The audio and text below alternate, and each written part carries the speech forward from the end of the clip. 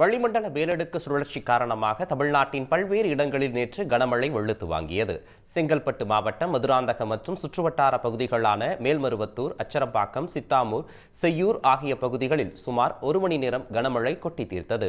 ஒரு வாரத்திற்கு மேலாக வெயிலின் தாக்கம் நீடித்து வந்த நிலையில் நேற்று மாலை 6 மணிக்கு மேல் கருமேகம் சூழ்ந்து மழை வெளுத்து வாங்கியது. வெப்பம் தணிந்து குளிர்ச்சியான சூழல் நிலவியதால் பொதுமக்கள் மகிழ்ச்சியடைந்தனர்.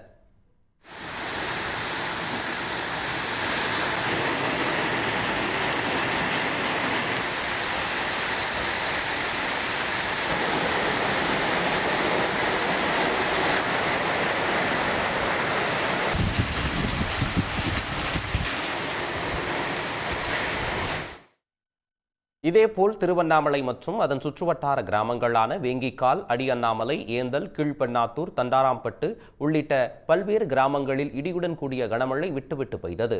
1 மணி நேரத்திற்கு மேலாக பெய்த மழையால் சாலைகளில் வாகனங்களை இயக்க முடியாமல் வாகன ஓட்டிகள் சிரமத்தை எதிர்கொண்டனர். கள்ளக்குறிச்சி மாவட்டம் திருக்கோவிலூர் மற்றும் அதன் சுற்றுவட்டார பகுதிகளான சந்தைப்பேட்டை, கீரனூர், தகடி, அரியூர், ஆவியூர், கொள்ளப்பாக்கம் உள்ளிட்ட பகுதிகளில் கனமழை பெய்தது.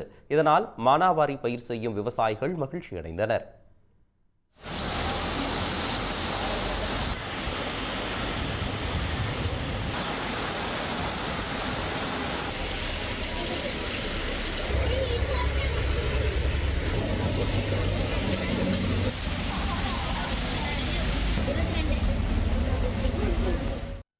தஞ்சை மாவட்டம் பட்டுக்கோட்டையில் அரை மணி நேரத்திற்கும் மேலாக பெய்த மழையால் சாலைகளில் மழைநீர் பெருக்கெடுத்து ஓடியது.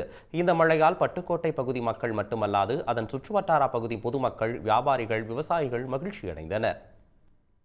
இதனிடையே லட்சத்தீவு மற்றும் அதனை ஒட்டிய பகுதிகளில் வளிமண்டல மேலடுக்கு சுழற்சி நிலவுவதால் தஞ்சை, நாகை, திருவாரூர் உள்ளிட்ட டெல்டா மாவட்டங்கள் மற்றும் ராணிப்பேட்டை, வேலூர், திருப்பத்தூர் என 17 மாவட்டங்களில் இன்று கனமழைக்கு வாய்ப்புள்ளதாக சென்னை வானிலை மையம் எச்சரித்துள்ளது.